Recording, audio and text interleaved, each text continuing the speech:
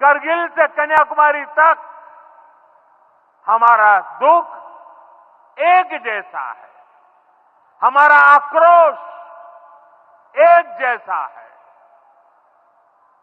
ये हमला सिर्फ निहत्थे पर्यटकों पर नहीं हुआ है,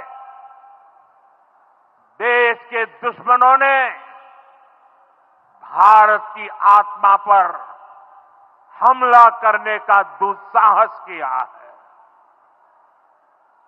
मैं बहुत स्पष्ट शब्दों में कहना चाहता हूं, जिन्होंने ये हमला किया है, उन आतंकियों को और इस हमले की साजिश रचने वालों को उनकी कल्पना से भी बड़ी सजा मिलेगी। सजा मिलकर के रहेगी।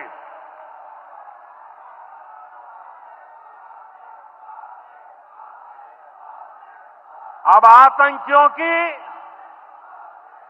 बची खुची जमीन को भी मिट्टी में मिलाने का समय आ गया है।